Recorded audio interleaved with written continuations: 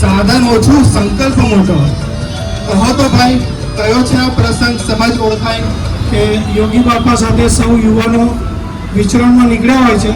ધોમ ધકતો તાપ છે અને ત્યારે 9 મહિના માટે અશ્વિન દાદા યોગી બાપાની સેવામાં ગયા હતા.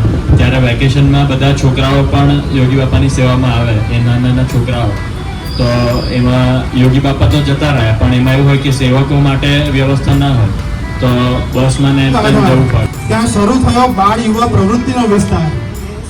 ગુરુની કૃપા, સેવાનો સાથ. યોગી બાપાની સેવા પછી અશ્વિન દાદા જ્યારે સાહેબ દાદા પાસે પરત આવે છે અને યોગી બાપાએ આજ્ઞા કરી હતી કે જસુભાઈ સાથે રહેજો.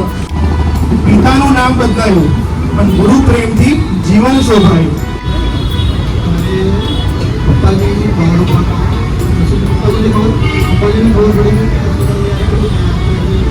આનંદ માંગુ મેં છે એના મન મંદિર તોય તમે સર્વસ્વ તમારું સોંપી દઈ કરું. આ બાળક મરીશું સ્વામીને માટે.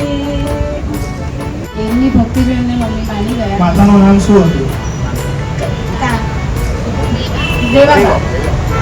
યોગી મારે મંદિરે આવો રે, મારે મંદિરે એકવાર આવો. લાગે કે હવે આપણે આમાં ઢીલા પડશું કે આપણે હવે આ કરી નહીં શકીએ. સાદા કપડામાં જીવતો સાધુ જેવું એમનું જીવન છે. આટલા વ્યસ્ત, આટલા ઉદ્યોગપતિ વ્યક્તિ છે.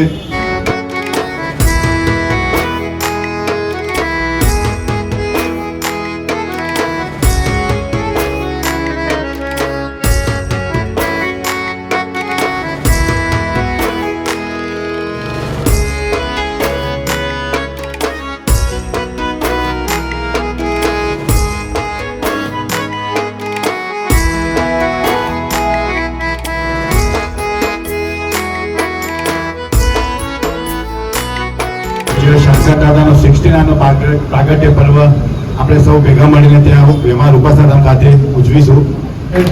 જનરલ ચાલુ થઈ જાય દીકરીઓ હવે વસ્તુ તો એક છે. આ અશ્વિન દાદાના ભજનો વર્ષોથી